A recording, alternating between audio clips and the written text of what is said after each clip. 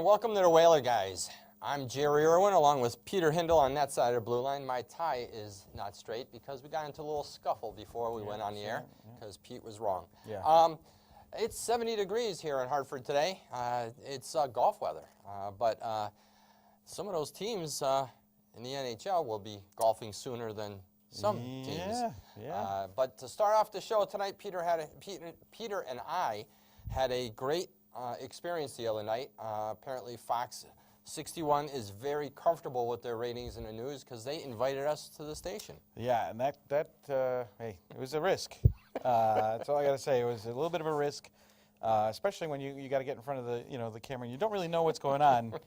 But we had a nice great time, first of all, and an experience that you don't really know. We're in the building where the Hartford Current is printed, and we got to meet the entire staff behind the scenes. You get to see the studio, and everybody's super nice. And we were there for a couple hours, and I'll tell you, I couldn't even go to sleep after because the adrenaline was just kicking. It's pretty exciting that a couple of schmucks like us are reading the news to the state of Connecticut.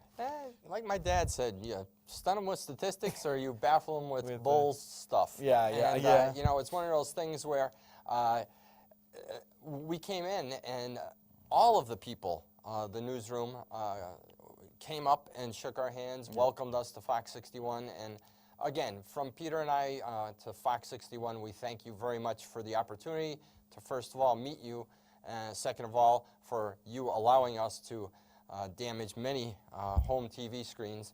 And it was a very pleasurable experience. They made us comfortable. They were very accommodating. Oh, very much.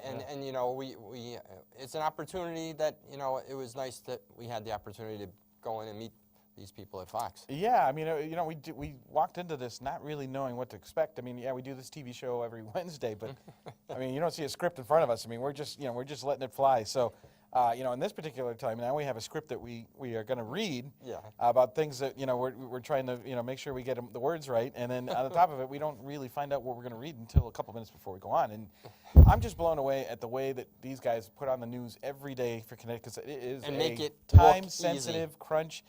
We were with Nathaniel Brown, Nate. He was fantastic and treated us like we really knew what we were doing. Yep. And he put the script together like it was just nothing, and it was just second nature to him. It really was. Here it is, 9:50, and we're like, oh no. What I really liked about the staff, the anchors, was their passion for Hartford Whalers tradition. Yeah. They said, wouldn't it be great to bring the team back? I said, of course it is. Every Wednesday night we're beating the same drum. Yeah, that's right. We haven't replaced the drum yet, but it was great that everyone, and you have some transplants in there from other parts of the country. That's right. But they've bought into this Hartford Whaler tradition here in the capital city. Yeah, and everybody we met, Jen Bernstein was great, Lorenzo Hall, Brent Harden, Andrea, Joe, Audrey. Audrey. Oh, I'm sorry, Audrey. Yeah, Audrey Cushing.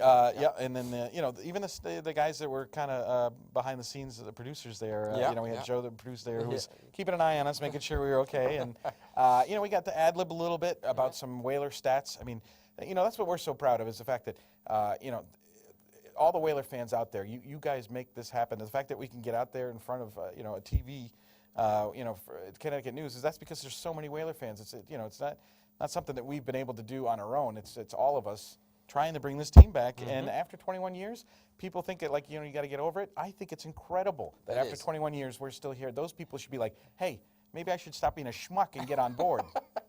And the other thing is, they're just as passionate as when the Whalers were here, and that's what's really impressive. We do have to make a shout out to Facebook Live tonight, because we are broadcasting on Facebook Live as well.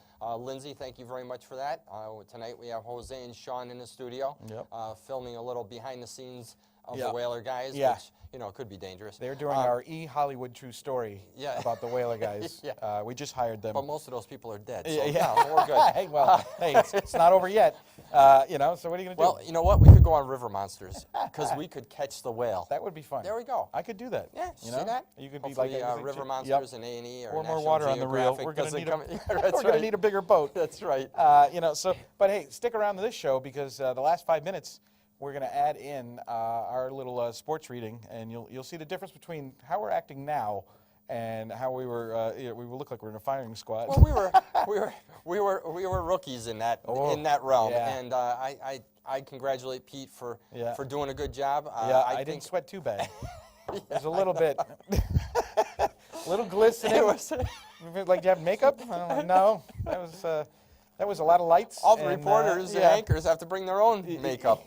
You know, what do you got? Makeup? Yeah. No, I got a tissue. No, we didn't. Yeah, we didn't just have wipe any your of that. head. Yeah. Oh, that's all I needed. And so yeah, but we just had a great time, and you know, to have everybody kind of get on board with, hey, we know the Whalers aren't here, but hey, if the Hartford can do this, somehow get the XL Center ready, and we're very realistic about that. We weren't saying the Whalers are coming back. We're saying that if you get that building fixed, it makes it more likely than not. So, and really, that's step number one. We've talked about this. The governor put out the letter. Of course, when politics get involved, you have the people bashing the governor for this or that, or hey, great job. But really, the first step is get the arena ready. Then we become marketable. And again, I can't emphasize this enough. MGM is going online in the spring. Yeah. And you know what? They're going to start taking away more more from us. So we have to remain competitive. So all the people with the power to give us the money might want to reevaluate their initial decision. Or you can go to Springfield and spend money in Massachusetts. Yeah, it's about the time that Connecticut stops sending our tourist and entertainment dollar to New York and Massachusetts or Rhode Island. That's what kind of this is all about. The Whalers brought in 600,000 people to Connecticut over 41 games. You think about that. 40 games really in the 80s because was the schedule got a little expanded. But that's just that's a huge thing, and to have that there, and then you watch it spring into other things. And we said this on air too. $75 million. The Hartford City Council in 1997 said we're losing that when the Whalers leave. Today with inflation, if an NHL team was in Hartford today, it would boost the economic area of Greater Hartford by $108 million. I mean, that's you can't say we have a budget issue here, and that wouldn't hurt. And we compared the XL Center last year brought in 500,000 people. Right.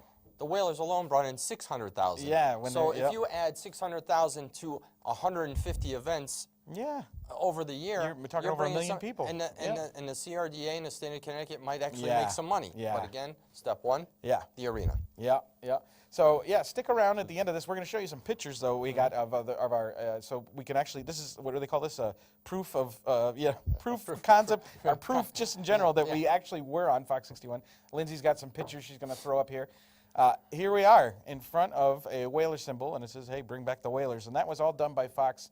They had a great graphic for us. They did. I actually went out and got a new suit because I figured, I have to do that. And I went, as soon as I saw the blue and, the Whaler kind of royal blue from the 80s, I was like, let's do that. It's a sharp-looking suit. And it the tie. It looks like you're ready to fall forward. I was about to because I got new shoes, too, and they're a little bit shorter in the front. So, kind of a totem pole thing. You got to put a foundation on that. But hey, what are you going to do? We did the best we could. And we're not making a big money. We're not making a big money here. No. That's just as true. But when we were talking off camera with a lot of the employees, and they would bring up, oh, my favorite moment was this, or my favorite moment was that. And, we had the opportunity to sit down with Bobby Martinez, who is the web producer for Fox 61. That was on Saturday prior to us. And the picture's up there now. There's Bobby there, Bobby Martinez. Bobby, he did a great job. And a shout out to Bobby for getting us the videos and the pictures that we needed to show you guys that we actually did make it there. We spent 19 minutes with him talking about the NHL, and he was a guy who's not originally from here, but a little bit younger too, so he was interested about the Whalers. And I'll tell you, everybody loves the logo so much. He loved the tie. He really was. He kept saying, like, well, I can't get over that tie. I'm like, this tie's probably older than you. But, right. But he was great. Did a great job. It was nice because he was young enough and didn't know enough about the Whalers, so we got to tell our stories to him. And how we both actually share the same similar scenario with the best goal or the best moment of Whaler hockey, and that was Kevin Dineen in scoring in game number 4 against Montreal and Patrick Waugh and Larry Robinson. So, if you guys out there remember that, we were all there at that building, and the one thing I wish I brought up was the Quebec series before that, where they swept them 3-0. And you walked out and you were on Church Street in between the XL Center, or the Civic Center back then, and Church Street Garage. And the cars used to park along the street line as well as in the parking garage. And I remember going with some friends, and there was people jumping on the cars out there. Yeah. And all we did was win the initial series. But they were off the hook, and the passion fans, and that's what really always brings me back is, I think when the Whalers left, the ones that really suffered, even though the city and the capital region lost $75 million, was the fans, because, like we said before, the team was taken from us. Yeah. And to me, I felt bad for the fans. You saw the pictures of the last game. And that's why Peter and I continue to beat the drum and listen to you guys and try to put out the information that we have or can get from certain people, is because I think we owe it to you to continue with this. Right, right. I mean, that's what it's all about. Is we're keeping it alive, and we had a great time. And they told us, FOX61 said, "Hey, show up, Saturday. We'll do promo." And they said, "Throw on some Whaler jerseys." That's exactly what we did. So there we are, sitting, at FOX61, and they put it out on their Instagram. Yep. We even had a picture. I don't know if we have it yet. We had a picture with Bobby. I gave him a choice between Gordie Howe or Kevin Dineen. And he wanted to look like us, so he picked the Kevin Dineen jersey. But there's a jersey with all three of us. Yeah, that was good. And I have the Leo jersey, and you have the Francis? The captain. The captain. I went with the captain, and those jerseys are something else. There's a good poll going on in the New England Whalers Facebook page. And Hartford Whalers as well. But, they're talking about which do you prefer, the green or the blue jersey. And, boy, it's pretty hardcore green. I mean, we're talking like, Rich Capola actually likes the blue, which was one of the only guys I saw who liked the blue. But, hey, a lot of people thought the blue was kind of more classy. It did make him look a little bit more meaner. But the green is, I think, what we remember was the apex of the emerald type green. Yeah. They were never good in that blue jersey. Let's just say that. They never made they never made the playoffs in that blue jersey. Oh, wait, did they make the? No, I don't think they did. No, that was They never made the playoffs with the blue jersey, yeah. And that was after bad trades. And that was after Brian Burke took away the brass bonanza. Yeah, he everything took away that, went right down the crapper. The crappers. Yeah. So what we got? I think the next picture we got is with everybody's favorite weather girl. I think it is. There she is. Rachel Frank. Rachel Frank, who is a huge Whaler fan. Yeah, she was. She wore. I remember on St. Patrick's Day, she wore her Whaler T-shirt and tweeted it out there. It was awesome. And I asked her for a Whaler forecast, and she said it was too early to call.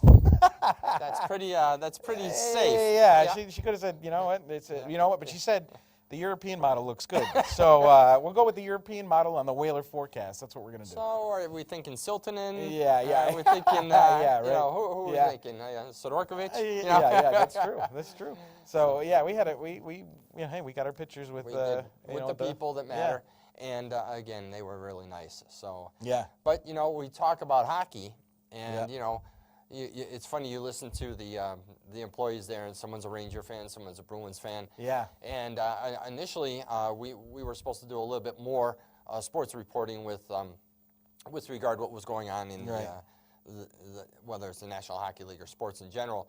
And so they bring up the Bruins, and they played Calgary in the afternoon. And Pete's like, "Oh, the Bruins." Yeah. I said, "Oh, well, I'll take care of it." Well, it turns out the script, the way it was written, Peter got the report on the Bruins 2-1 win over Calgary with Brad Marchand winning in overtime. Oh, the rat. I had to talk about the rat. But you know what I did say? I said right off the bat, I said, Whaler fans aren't going to be happy about this one. The Bruins win 2-1 in overtime. Right, exactly. With Marchand breakaway goal. But we have, when we talk about, and we'll get back to the pictures in a minute, what's going on here in Hartford. And we talked about the Wolfpack, how they won a game against Bridgeport and then dropped the game 4-0. They beat Lehigh Valley the other night in an impressive win. And, 5-3-1 for February. They're doing well. Yes. I mean, the Wolfpack are actually making a playoff push.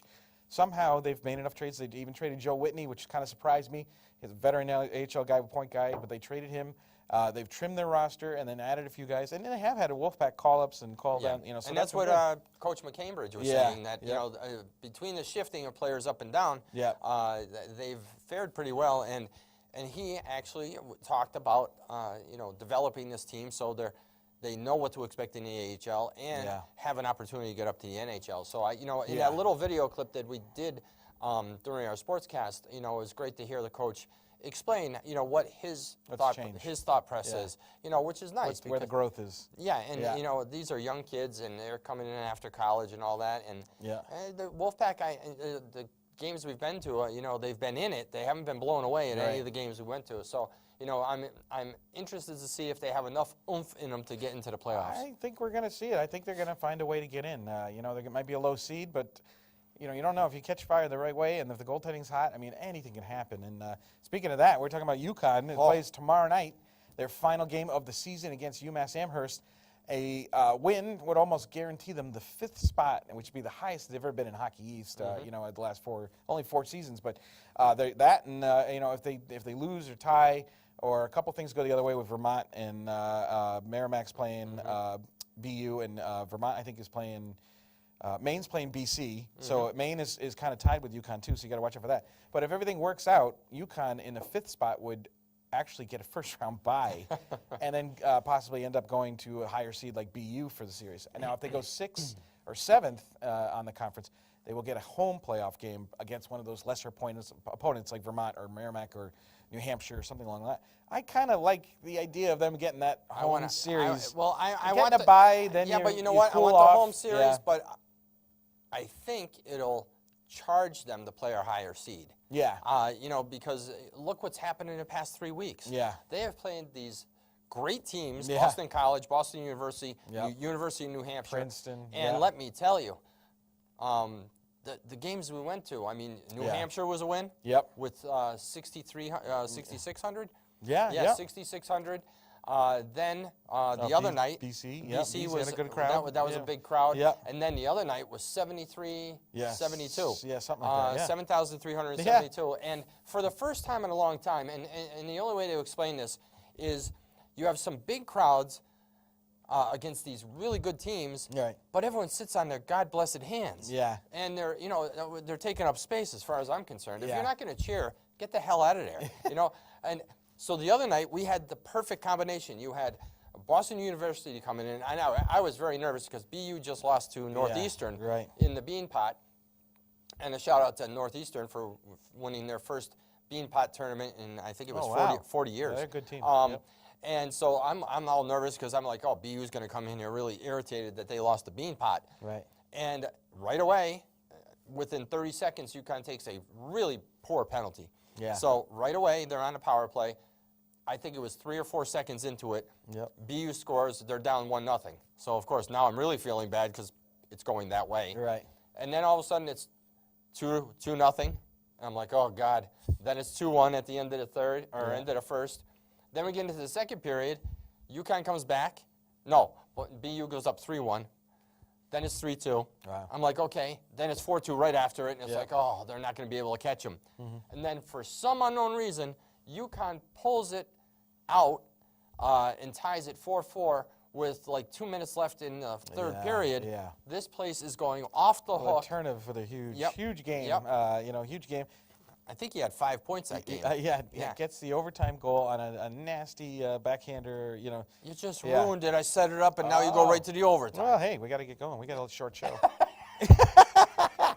So they win. 5-4. Yeah. In front of a madhouse crowd. It was pretty intense when that final goal happened. And you know as well, you said it to me. You said, I haven't heard this place this loud in a long time. Yeah, it was. And it was the 3rd largest UConn crowd since they've been in Hockey East. You know, the other 2 were a game against BU the first year, and, of course, that first ever game against BC, which is the 8,089. So, huge thing. It's been great for UConn. They've really turned their season around. Now you can use Tanner Creel, and if Huska's ready to play, that can be your backup so that if Creel gets in trouble, you have a guy that can just walk in and shut the door. It's almost like having a closer. He's been cold for a little while, so I hope they're peppering him with shots in practice. Yeah, I mean, we're going to have to wait and see. Yep. But, tomorrow night, if they just go in and get a win, pretty much they're almost, guaranteed the shot to get into the 5th spot, which would be the highest they've ever been. I think highest before that was 7th. I think that's the highest they've ever been. It is. They're on 8th or 9th. And just like Bob Joyce said a couple games ago, it was those scrapping guys who were forechecking. They were on those guys, and they made things happen. Yep. You saw it in front of the net. There was a lot of busyness in front of Creel, but then came their opportunity to turn the puck around and go back down the ice. So their defense really came up strong, especially in the third, because they held BU to, I think, only 2 or 3 shots. Yeah, and you think about this is a good. And they were outshot. UConn was outshot like 30-11. Yeah, and it was they ended up with somewhere like around, I think it was 20 shots they ended up with by the end of the overtime. But the fact that they're putting up 5 goals a game. more than once. I mean, it's been several times they're putting up 5 goals a game. So the offense is there, and I think they're 3rd or 4th in Hockey East in offense, which is impressive again. Now, the defense, they've given up their share of goals. But this is the first year. I think if they win Thursday night, they might even be able to get the record above 500. Right. Which they've never done, believe it or not. I mean, that's what's amazing.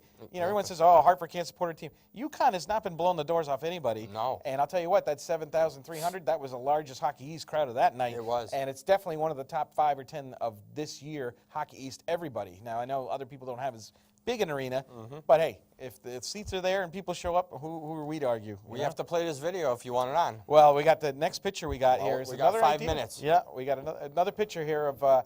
So on April 13th, we should have the Travelers Tower do this. And if you've seen it before, they have red lights and blue lights and all white lights.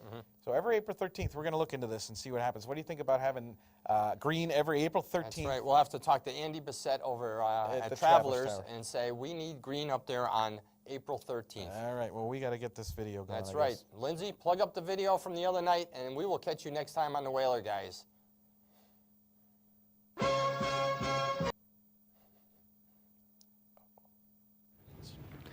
All right, it is All-Star Sportscaster Week here at Fox 61, and being that it's Monday night, that means it's time for our very first All-Star Sportscast. We're kicking it off tonight. Peter Handel and Jerry Irwin, better known as the Whaler Guys. Hey, guys. Hey, break out the brass. The Whalers are back.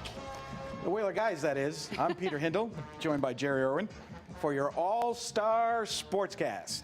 We'll get to the green and the navy in a minute, but we begin tonight with Hartford's current rendition of professional hockey. The Hartford Wolfpack may have struggled mightily against the Bridgeport Sound Tigers Sunday, but the team enjoyed a strong month of February. Hartford is 5-3-1 since the calendar flipped and has shown signs of improvement despite having several players move between the Pack and the New York Rangers. We feel like we've really made some good strides development-wise. Our younger players are again contributing more, having a better understanding of what this league is all about, and the opportunity they possibly could have with the parent club, and the group as a whole, just a better understanding of exactly what it takes to win in the American Hockey League. The Pack aren't the only in-state team finding success. The Bridgeport Sound Tigers came away with a 4-0 victory over Hartford Wolfpack Sunday afternoon, thanks in part to Quinnipiac alum Travis St. Dennis.